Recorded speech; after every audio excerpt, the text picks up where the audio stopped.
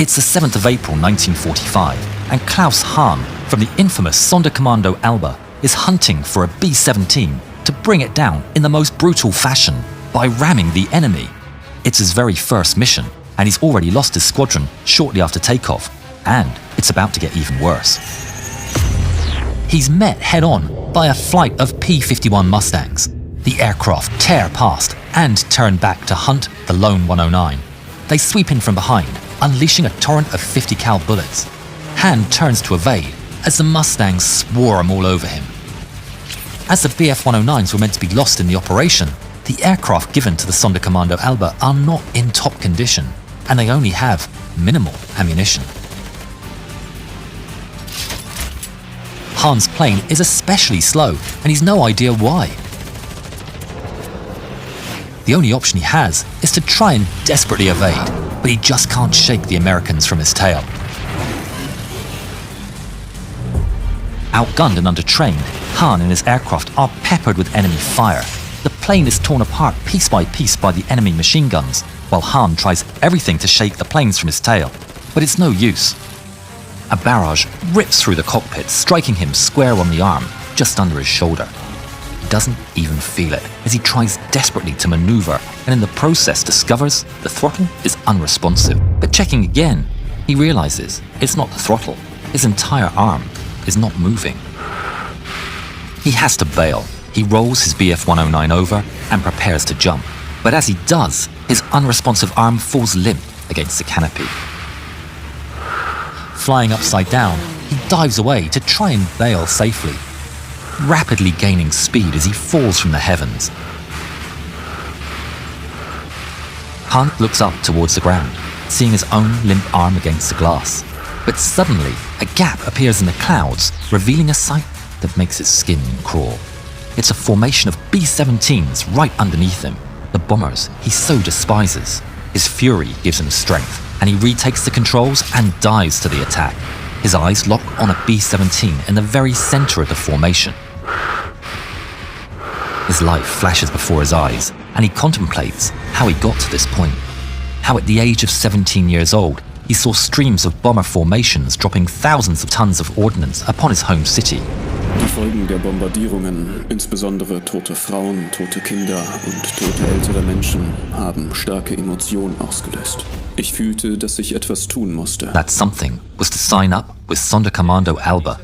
As he signed up, he was told the unit was made to bring down the Allied four-engine bombers with the Bf-109 by ramming without firing a single bullet, and to inflict such heavy casualties that the Allies would be forced to pause bomber attacks, giving the German industry time to build a force of the superior Me-262 jet fighters. Han was told that he was not expected to sacrifice his life, but to attack with an escape plan.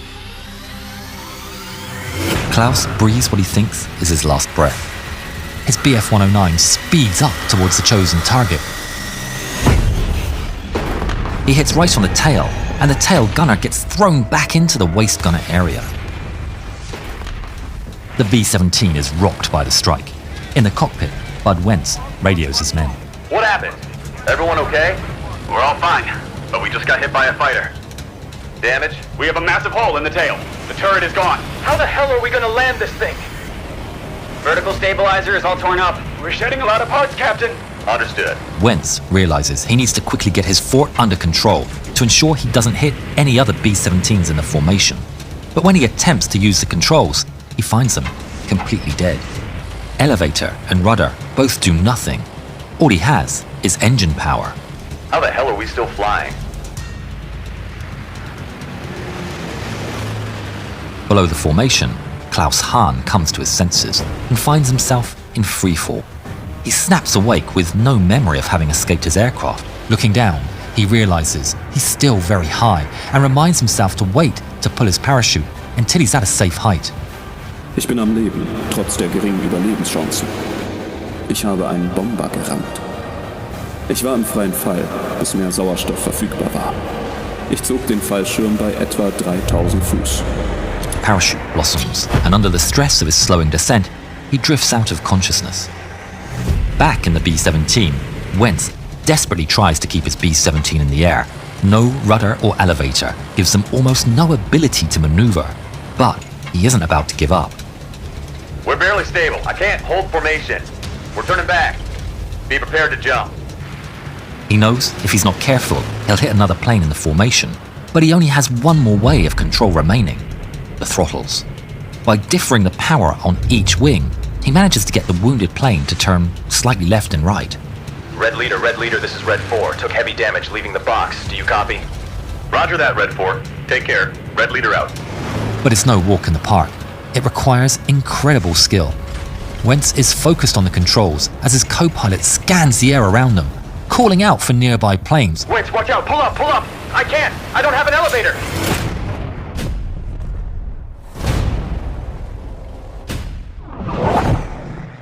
That was close.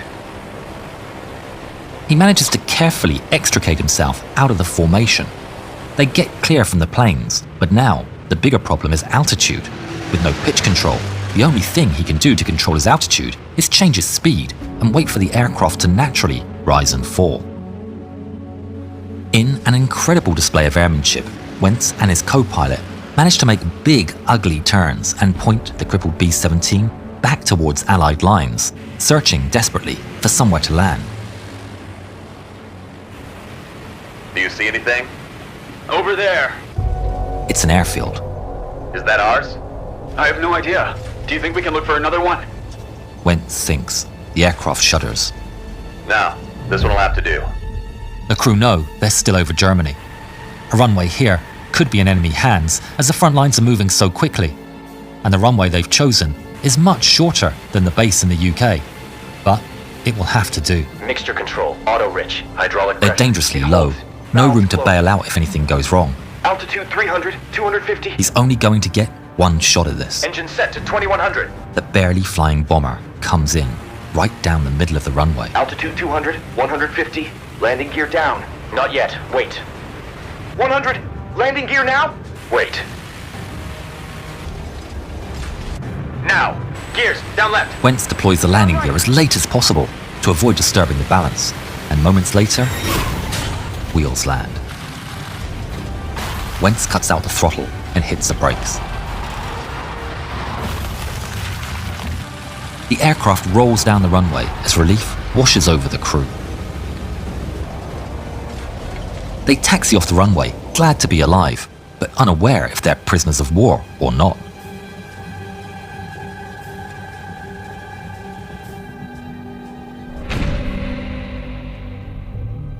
The men check themselves. They can't believe they're still alive. They carefully exit the stricken plane and thank the heavens that they're still alive. That is, at least for now.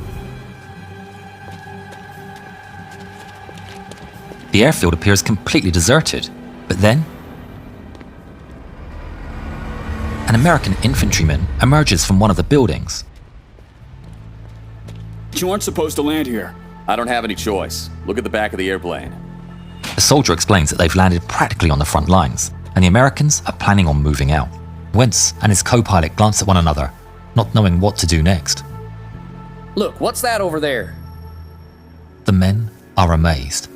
It's an incredible twist of fate, as the abandoned plane is a B-17. Maybe we could take that airplane right there? Hey, it's not mine. You can have it. Wentz later discovered that the airfield they had landed in was home to KG-200, a special German unit made up of captured Allied aircraft used for training and covert operations. They had evacuated 2 days prior, all except this one bomber that had yet to be given German markings. Curious, the crew go to check on the mysterious aircraft and find it in rough but serviceable shape. The tanks are even full of fuel. It's too good to be true. They inspect and re-inspect and everything works. They start the engines, and with a last test of the control surfaces, Wentz feels confident they can get this thing home. Ready to go? Hold up. Our boys are bringing something from the old bet. Wentz looks out the window and spots a gunner approaching with a piece of the Bf-109's wing. Souvenir! With that, the old aircraft comes to life and roars into the sky. They quickly get as high as they can and head for England. With no escort, no formation, and no ammunition, it's a dangerous flight. That is until they get well into Allied airspace. What the hell is that? Finally, and fortunately, without the enemy spotting them, they make it to the coast of England. For the second time today, they're landing a B-17, albeit this time, one with all of its controls. Wentz makes a perfect landing, and here's the celebration of his men over the intercom. Well done, Bud. You made it. You are the best.